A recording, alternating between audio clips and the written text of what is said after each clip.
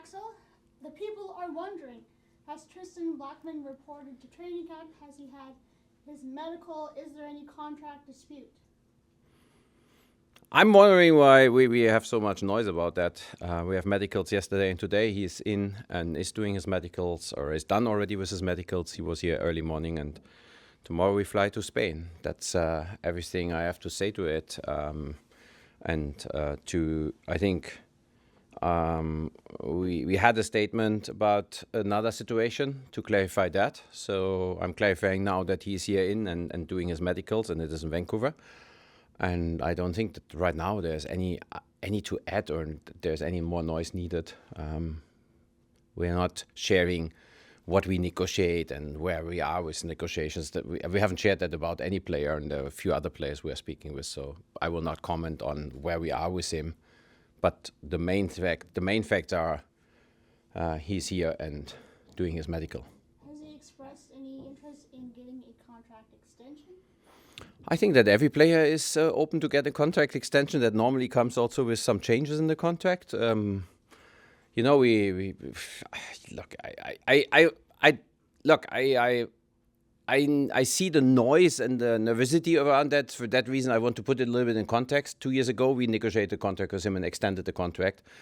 And this whole negotiations the last time took 3 months. So that was actually really the timeline. We looked it up from our first offer until we really got the contract done.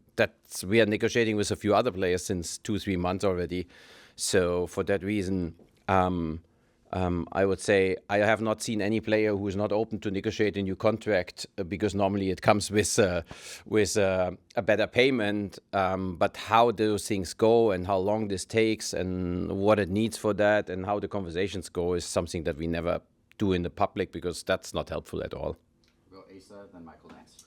With these, the Blackman situation and the reports, sources seemingly coming from outside of this region in this market, is tampering something?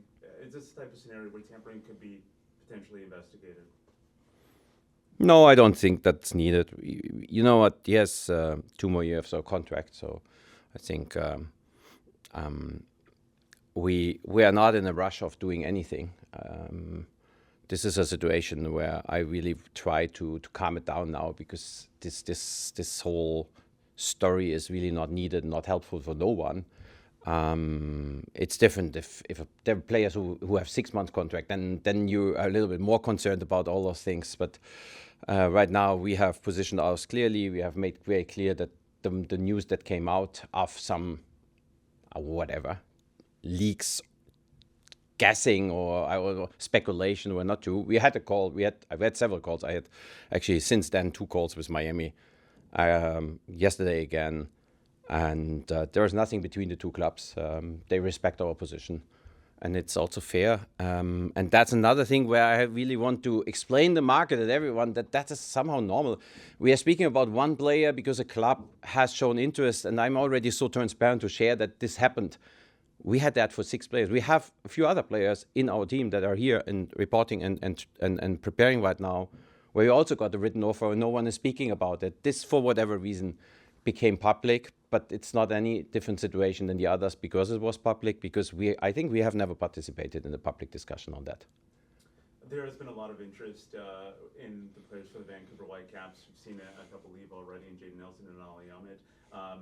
Some areas of this team are a little bit thinner than others. Striker, central midfield. Is there any interest, or will there be any players coming in before the season starts? Before the season starts means before the first game. I would say that happened already today. We just announced one signing. Yes, I would say there was also a learning of last season that we had a lot of depth and a lot of players competing for positions, and so it's I would say it was also maybe a chance to move the one or the other player out to get some fresh blood in and to create a new competition and having maybe a next player we can develop. There were different stories to those 2 left. Jaden never would have left us, and there would never have been that pressure if he wouldn't try to qualify for the World Cup roster. And he was aware that it will be difficult or it's challenging, and there's no guarantees for playing minutes. And I didn't want to be in the way for him to qualify for this World Cup roster. So it's important to look into this as well, because you then maybe have a player who's so down and so frustrated because there's something so much bigger he's playing for. So that we wanted to find a good solution. We found a good solution, and we had a really good final call, and we both were sad that we had to do it now, but we both agreed that it was the right thing to do. And he's very young. Maybe we see him back in Vancouver at some point. There's nothing between us. And Ali was a different situation. He was crystal clear about his ambitions and his goals to go to Europe. And with only 1 year left, we had to see when is the right time to move him and to at least generate good enough transfer revenue to invest back into the team. So that's what we are doing right now. We have added the first player, and we are definitely trying and will add other players. But at the same time, we want to recognize and give chances to those players who have done a tremendous step forward last year. And you have seen them all, and that means that we maybe look also again for a new depth player instead of a direct starter, because we have a few players that no one expected to be that key players to compete for different titles, and they have been those players, and so it's maybe a different way to fill up the pipeline again. Michael next. Kind of, I guess, tied in with what you just said there about Jaden, a player's kind of health and what their headspace is at is obviously key. With all this stuff coming out about Tristan, it can obviously unsettle a player and the squad. Have you spoken to Tristan about it? Where is his head at just now? Is he totally focused on the Whitecaps, or do you feel this has unsettled him a little bit? Yeah, we had conversations with his camp, and I haven't spoken yet with him because I haven't seen him yet. But we definitely will speak with him in Spain. But this is a little bit different if somebody who already had challenges to see minutes is in a position where Ryan Gold is coming back and is a set starter on that position. I will be always honest and straight to the player, and I will say, Jaden, that's our situation. I will not sell you that now, like, oh yeah, maybe if you have a good preseason, you can take out Ryan Gold and Ryan sits on the bench. So we were really, we knew what the situation is. And yes, there's always a scenario, something can happen, but if you only have a couple of months to prepare and to get on the World Cup roster, and you are also questionable there, so you haven't a safe spot there, then I'm the last person who is not open to look into solutions. And I think, so for that reason, we have to look at that situation, and we have to look at Ali's situation, where the contract situation was a different one, and where we were speaking about that already 6 months. 6 months ago, I told Ali, you cannot go. We had a written offer on the table. And he was really frustrated about that. And I said, look, in winter, we will sit down again and we will look at it. But we are trying to compete for a championship. I said to him at that day, we want to win here the championship. We were very close to it. He was actually laughing at that at the end of the year. He said, you told it. I didn't believe it at that time. It was really, we really went there. And at the end, we did all right. We got more money. He got a better deal. So it played out well for everyone. So his situation was also different. So now we have maybe a player who is, like other players, asking us to look into his contract. I don't think that that's comparable with the situations we had. And the only way as a player how you can improve your situation is normally train well, play well, and put a good argument into every training session, or give the club give a good argument for yourself in every training and every game, so that the club feels under pressure to do something on your contract. With Thomas Mueller here, he's openly spoken. He wants to win trophies here, win championships here. To do that, the team obviously needs to strengthen and not let players move on. Is that part of what you think about as well? That it's not good optics if there's too many players going out, and do you expect players to be in Marbella or trialists in at Marbella? It's a good point that you make. We're not in a, we have a group together that last year, not by accident, was a team that competed for the crown, because we did it in the Champions Cup. We did it in the regular season. We did it in the playoffs. So we have a really, really good group together. So obviously the ideal scenario is to try to keep this group together as much as you can, and to go for another try and maybe go for 2 more tries. So as long as the contractual situation and also the I would say the chemistry in this group is the right one to compete and to go for it again. At the same time, you need always a little bit of changes. You need a little bit of fresh energy. You need a little bit of new competition in a team. So we will do this. But if everyone puts out a white paper and writes up a starting 11, everyone will agree that we have a top starting 11 there. I mean, from the starting 11 that was on this amazing run at the end, it's only Ali missing, but Ryan Gold is coming back, who wasn't a starting 11 player. So I think that's not a big trade-off to change that. So you also don't want to create, I would say, some too much of negativity while you have players that cannot play because they think they have to play, but you have too many of those starting 11 players. So I think what we really try to do is to have the depth and have the quality also in the depth to rotate, but I don't think that it's the right thing to bring in now a lot of starters, because what do I tell the starters that we have?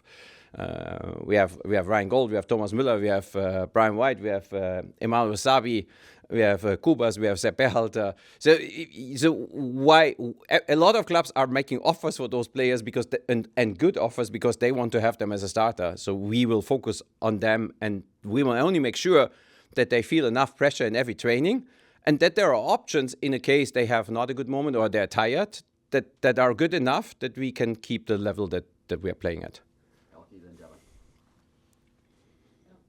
So basically, why Spain training camp? What do they get there that they might not get in a North American training camp? And how do you measure this return on investment? You should probably ask those other clubs that are following us, because I think we were the first doing this, and now there are so many MLS teams going there. I mean, I think one of the main reasons is if you stay in North America, you will find wonderful facilities and great hotels and good setups, but the only opponents you can play are your league opponents that you play anyway all year long. And it takes a little bit away from, I would say, if you always stay in your bubble, then it's not something special, and it takes a little bit of, I would say, some focusing, maybe also some nervosity, some excitement away, because it's always the same, and you come and you see the same guys. I always think if you play there a South Korean team, or we play a Ukrainian team, or an Irish team, you never know what these teams do, and those teams are fighting for the players there, fighting for their spots, and the teams are often fighting for something in the league. So they are in a different moment and they want to show up. And so I think the players go into this game and they know this can become pretty tense today, and that's what you need, because you want to prepare for a game in Costa Rica that will be definitely very tense. So I would say that's the reason. I think you focus a little bit more there. You're a little bit outside of your box, but also you are there where right now still the center of soccer is, and you see how other clubs work and function, and how others train, and how the intensity looks like, and from other teams. I mean, it was quite interesting to train there next to Red Bull Salzburg, for example, or Red Borussia Dortmund. There we played Hamburger SV, and to see all those teams and to feel that. The return of investment, I have to say, that's the one thing that it's a little bit weird, but it's true. It doesn't cost any dollar more, because in Spain it's off season. The hotels are giving you very, very good deals. Food costs in Spain are way lower than in North America, and so I would say if you put the total budget together and you look at the same time of days, and you look at the cost you would have here and you have there, the lower cost of the day-to-day, there are definitely compensate for what the flight cost. Gemma? Axel, you've talked so much about Tristan. I don't want to belabor the point. I just want to make it very clear.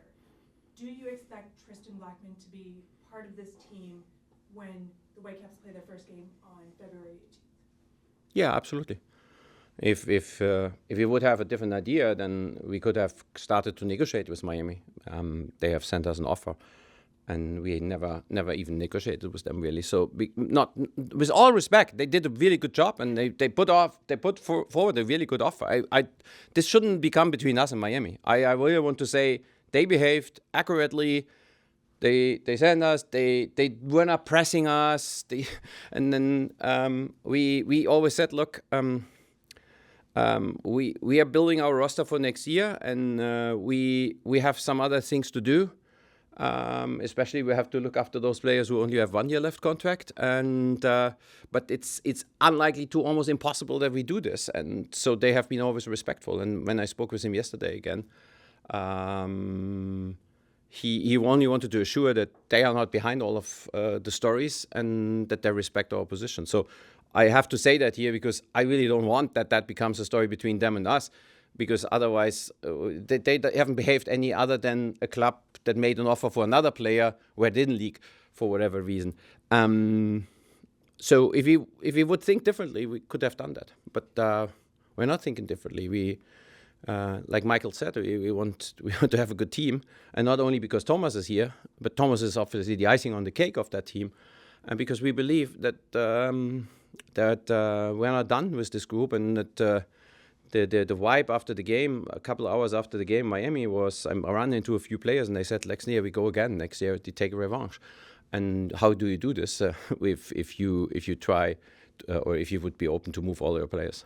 So building on that, how do you take that next step this year? You've had, I know it's only 6 weeks, but I'm sure it's not something you've let slip from your mind. How does this group take that next step as you prepare for the 2026 season? I would say that a lot of factors playing in this. The first is that we actually start from a different level already, because Jesper came in and he had to work on a few things that are important for him, on a certain way, a style, on a certain approach, and we all agree that we are now, especially if we keep so many players, we are far ahead of where we have been last year. Last year, today, Jesper came here, was presented to you, and right away we flew back, and he had not met any of our players, despite of ever training with them or explaining them anything about his ideas. So said that we are far ahead of that. We have a lot of players who have had a really good year. So what's the next step is, first of all, I would say to sustain and to make sure that we continue from where we have landed at the end of the year. And that's not automatically happen. So you need to get the energy back, you need to get the hunger back, and you need the group going again after that short off season, and you need to get the excitement back. And so that's, I think, the first step. And then with a signing like today, and I would say probably maybe 3-4 more signings, also inviting a few of our top talents again to preseason who have played very, very well last year in Next Pro, or in CPL with Michal, making sure that the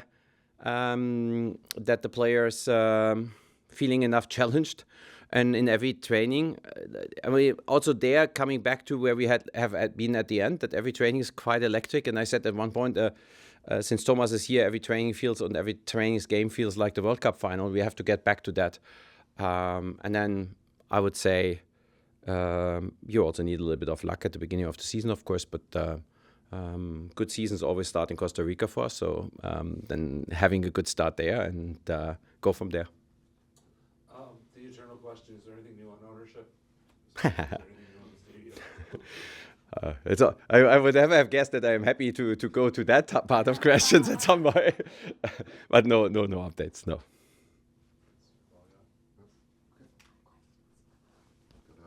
Axel, are you going to sign any of the players you drafted ahead of the trip to Spain?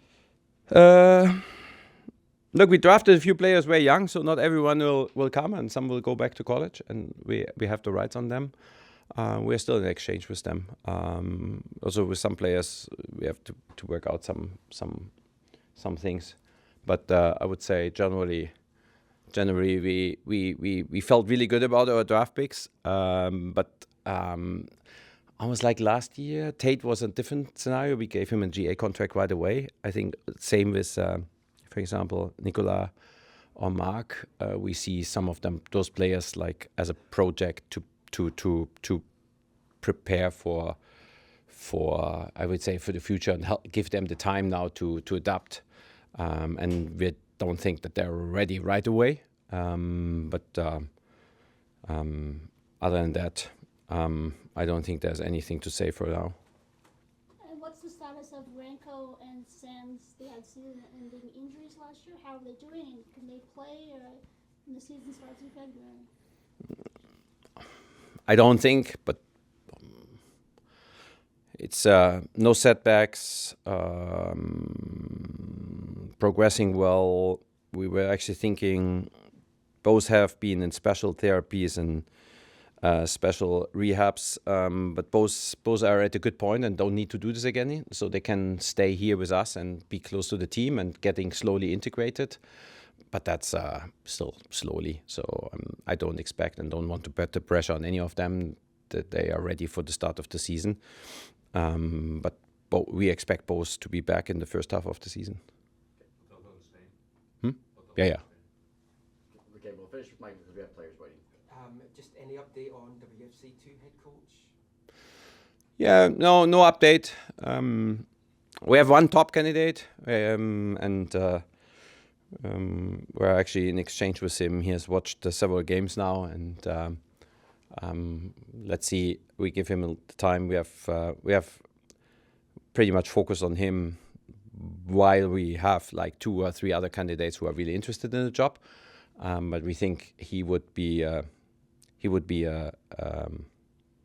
I would say a step forward for us in total as an organization in what we are doing and making and getting players with his experience, getting players closer to the first team. And I'm really thankful and I'm very happy that Ricardo found a job. I think with Ricardo, it was only that now being for so many years here and with his ambitions, that he needed some form of a change. We would be stuck in the same scenario for too long. And with his CV and his experience and his connections, it was needed that he can do a next step for himself and challenge himself somewhere else. And so we use that now as an opportunity to maybe bring in a complete total profile. But we manage the group. Some of the players are coming with us to Spain, so we have another 2-3 weeks before we would need really a coach. And I don't think it will take that long.